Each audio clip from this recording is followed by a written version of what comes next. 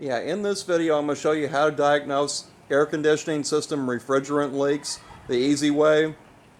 This is just going to be a short video. This is probably going to be one of the last videos with this video camera because I got a better one coming. Yeah, and these are all different leak detectors I bought over the years, and they're all worthless. This is the first one, a halide torch. I don't even know if you can buy these anymore. It's supposed to change. You hold this hose by wherever it's leaking, and it's supposed to change the color of the flame. And I've gotten this one here. It's worthless too. And this is an ultrasonic one where you're supposed to be able to actually hear the leak.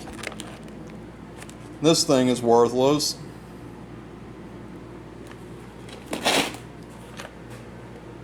Yeah, and here's another worthless leak detector. I've never been able to find a leak with any one of these. And a lot of people put this dye in the system, and then you wear these yellow glasses and you shine this black light at it. I've had one where I put the dye in, I'm looking directly at the leak and I could never find it. So one of the best tools for finding leaks on AC systems is a flashlight. You just look the whole entire system over. Because on an AC system, there's oil inside the system, so if it leaks, you're going to find a greasy spot somewhere on it. And 9 times out of 10, you can find it just by looking the whole system over.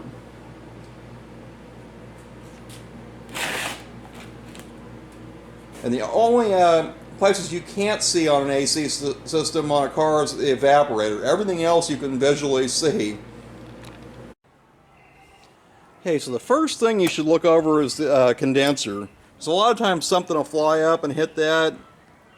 And if it does, you're going to see a greasy spot on this for sure.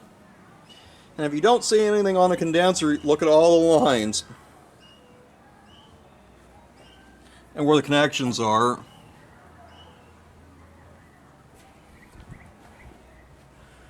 And you can see on this one there's 2 rubber hoses. And here's the leak. Somebody also put the dye in this at one point or another, but this hose leaks here. And the only 2 places it's harder to see is if the compressor leaks around the seal or the evaporator's bad, but the evaporator hardly ever goes bad. Another way of testing this is to pressurize it with nitrogen, and then you can spray soap and water on everything and see if you find the leak.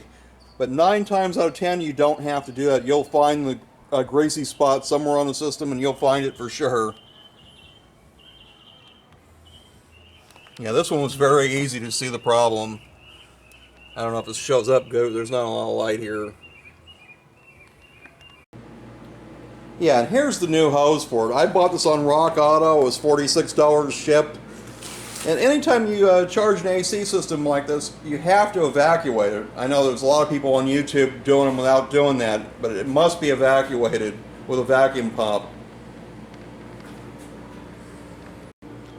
Yeah, and here is this old AC line. You can see it's leaking right there.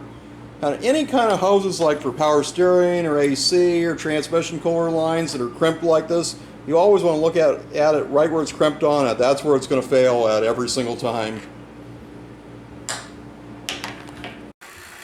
Yeah, so now I'm evacuating the system. Yeah, the only reason I got that laying on the ground is I just don't feel like getting out an extension cord to do this. And this car, usually almost every car you'll find a sticker under the hood that'll tell how much refrigerant and how much oil it takes. But on this car, all we have to do is just put the refrigerant in it. If you replace like the condenser or the evaporator or the receiver dryer or the compressor, you need to add oil to it also. But this time we don't need to do that. But it holds 26.5 ounces. And I just buy this stuff in these 12-ounce cans. It's like $10 a can here in California. Yeah, and the India video will come out soon. I'll make a video and show all the new camera stuff that I'm getting. I'm getting a whole bunch of new stuff, so the video should get much better quality with a wireless mic and all that stuff. Yeah, because this camera, the image stabilization is terrible on it. You can't even walk around and film nothing. So that'll be around the beginning of August.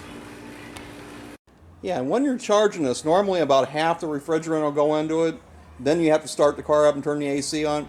But when you do that, make sure the red valve is turned off, or it'll blow that can right up. Yeah, when you're charging it, how you'll know that a can's empty is the blue gauge will all of a sudden drop, and when it all of a sudden drops, it's empty. And that's when you put the next can in there. Yeah, you can see how high that is right now. That's when the refrigerant's going in there.